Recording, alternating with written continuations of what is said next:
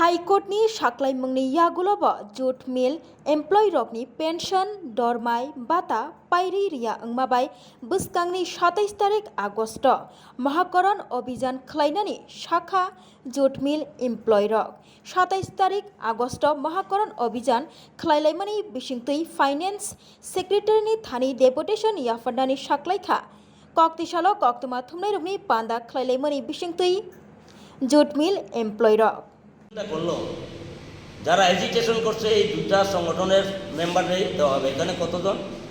418 জন। এখন জুট মিলে যারা কর্মরত ছিল তারা বেতনও পান, তাদেরকেই প্রথমে দেওয়া হয়েছে। তারা কোন ইউনিয়নের মেম্বার তাদের নোটিশে বলেছে, কিন্তু ইউনিয়ন দুইটা ইউনিয়ন বাদে আর কোনো ইউনিয়নকে দেওয়া হবে না। তো এরা যে চাকরিরত যাদেরকে দেওয়া হলো তারা কোন ইউনিয়নের মেম্বার এইটা প্রকাশ করতে হবে। এবং এটা তো সবচাইতে গর্হিত অপরাধ। এবং তাদের যে হলফনামা তার মধ্যে এই সমস্ত কথাবার্তাগুলি তারা চেপে যান, তারা বলেনি। তো এটা একটা মিথ্যাচারের আশ্রয় নেওয়া হয়েছে এবং সমস্ত শ্রমিক কর্মচারীদেরকে দেওয়া হবে এই কথাটাও তারা ইমপ্লাইড রেখেছেন। টোটাল শ্রমিক সংখ্যা হচ্ছে কত এটা হলফনামাতে প্রকাশ করা হয়নি। এই যে আমাদের কাছে আছে যে টোটাল এখানে জুট মিলে কত শ্রমিক সংখ্যা আছে। 1/1/1996 টোটাল শ্রমিক সংখ্যা হচ্ছে 1647 জন। সুপ্রিম কোর্ট, হাইকোর্ট, সমস্ত কোর্টগুলি একটাই কথা বলেছেন যে 1/1/1996 যাদের নাম আছে তারা সকলেই প্রাপ্য পাবেন। এখানে ইউনিয়ন ভিত্তিক পাবেন, কেউ আলাদা পাবেন, গোষ্ঠীবাজি করে পাবেন, এই সমস্ত কথা সেখানে নেই। এইখানে আমরা ডিপার্টমেন্ট ভিত্তিক একদম পাক্কা লিস্ট আমরা এনেছি 1647 জন 1/1/1996। এই কথাটা হলফনামার মধ্যে তারা পরিষ্কার পরিচ্ছন্নভাবে বলেনি। দুর্ভাগ্য হলেও আমরা বলতে চাই, গত 8 তারিখ এই আগস্ট মাসের কিছু পত্রপত্রিকায় আমাদের সংবাদটা বেরিয়েছে। এতে আমাদের শ্রমিক কর্মচারী অত্যন্ত বিভ্রান্ত, কারণ মূল কথাটা এখানে প্রকাশ পায়নি যে মূল শ্রমিক কতজন পাবেন। জুট মিল যখন শুরু হয় তখন শ্রমিক সংখ্যা ছিল 1900, কিন্তু 1/1/96 অনেক শ্রমিক যাওয়ার পরে এই সংখ্যাটা দাঁড়িয়েছে 1647 জন। তাহলে 1/1/96 1647 জন যারা আছে তাদেরকে পেমেন্ট দেওয়ার জন্য সুপ্রিম কোর্ট, হাইকোর্ট নির্দেশ দিয়েছেন। সেখানে তারা লুকোচুরি করার চেষ্টা করতেছে হলফনামার মধ্যে দিয়ে। যদিও আমরা এটাকে কন্ডেম করব। আগামী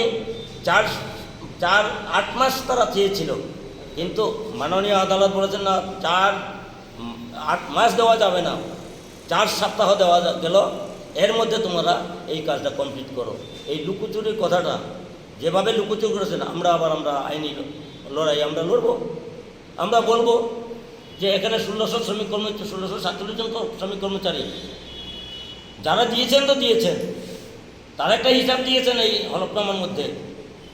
বাকি যে 217 জন 227 জন তাদের টাকা দেওয়ার জন্য 55,33 লক্ষ টাকা জোগাড়ের কথা বলেছেন। কিন্তু এই কথাটা হলফনামাতে আনে নাই যে 1647 জন মানুষের জন্য টাকা কত লাগবে। আমরা এটা মুখ্যমন্ত্রীকেও বলেছি, যে হিসাব নিকাশ দিয়ে আমাদের সংগঠনের পক্ষ থেকে টোটাল কত টাকা লাগবে। এখানে আমরা হিসাব করে দেখেছি, কম করে 206 কোটি টাকা লাগবে শুধু দেনা।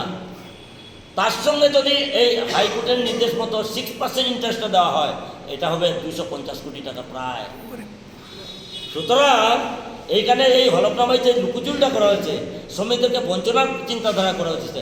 এরা মনে করছে কি এই ইউনিয়নের যারা আছে তাদেরকে দেওয়ার পরে হয়তো এটা ছলচাতুরি করাটা মানসিকতা তাদের মধ্যে, কিন্তু আমরা ছাড়ব না। আমরা সেই জন্য এই 27 তারিখ, আগামী 27 আগস্ট আমরা রাজ্যের অর্থ সচিব ওনার কাছে আমরা যাব। কিন্তু এর আগে আমরা অর্থ সচিবকে এবং অর্থমন্ত্রীকে দরখাস্ত করেছি যে আমাদের সঙ্গে একটু কথা বলার জন্য ডেপুটেশন আমরা চেয়েছিলাম, কিন্তু আজকে পর্যন্ত অর্থ সচিব বা অর্থমন্ত্রী আমাদেরকে সময় দেয়নি। এর আগে মুখ্যমন্ত্রী সহ এর আগের মুখ্যমন্ত্রী যিনি বিপ্লব দেব মুখ্যমন্ত্রী ছিলেন, ওনাকেও আমরা খুব বিনীতভাবে আবেদন করছি এবং এই ইনভলভমেন্টের কথাটাও আমরা জানিয়েছি ওনার কথা মতো।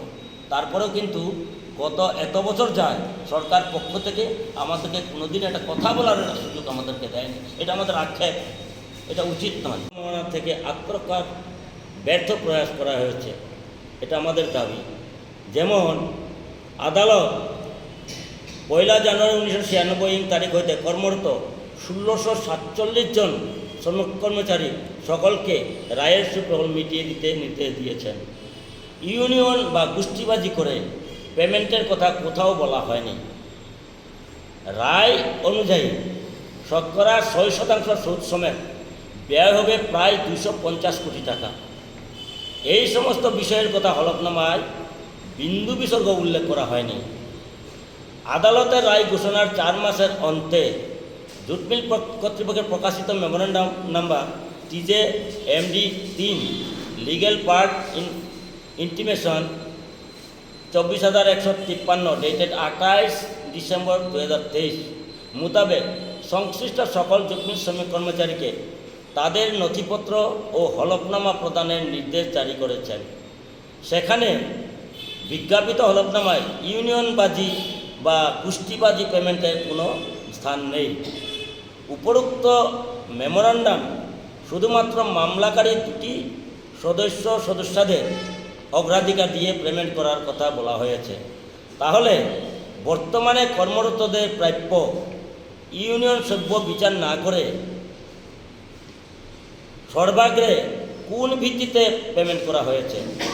সেখানে ইউনিয়নের তালিকা মানা হয়নি এবং হলফনামা এবং মামলায় আদালতের নির্দেশ অনুযায়ী প্রাপকদের পূর্ণাঙ্গভাবে তার বেতন ভাতা, গ্র্যাচুইটি, লিভ স্যালারি ইত্যাদি একত্রে সম্যক প্রাপ্য পেমেন্ট করতে হবে।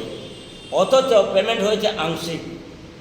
গ্র্যাচুইটি, লিভ স্যালারি ইত্যাদি না দিয়ে শুধুমাত্র বেতন ভাতা পেমেন্ট করে হলফনামায় মিথ্যাচার ও লুকোচুরি করা হয়েছে।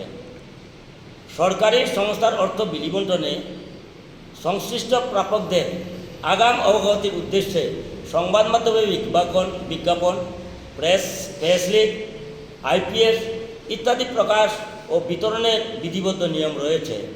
এইসব বিধিবদ্ধ নিয়ম সম্পূর্ণ লঙ্ঘন করে গোপনে এবং সন্তর্পণে প্রাপকদের প্রাপ্য তার ব্যাংক অ্যাকাউন্টে পেমেন্ট করে দেওয়ার কথা হলফনামায় বলা হয়নি। এইসব বিষয় উল্লেখ না করে প্রদত্ত হলফনামায় লুকোচুরি ও ছলচাতুরি অবতারণা করা হয়েছে। অমানবিক কর্তৃপক্ষ রোগাক্রান্ত, বার্ধক্য কিংবা মৃত কর্মীর বিধবা পত্নী তথা মাতৃপিতৃহীন সন্তান সন্ততিদের প্রতি সহানুভূতির বদলে নিষ্ঠুরতার পৈশাচিক পরিচয় দিয়েছে।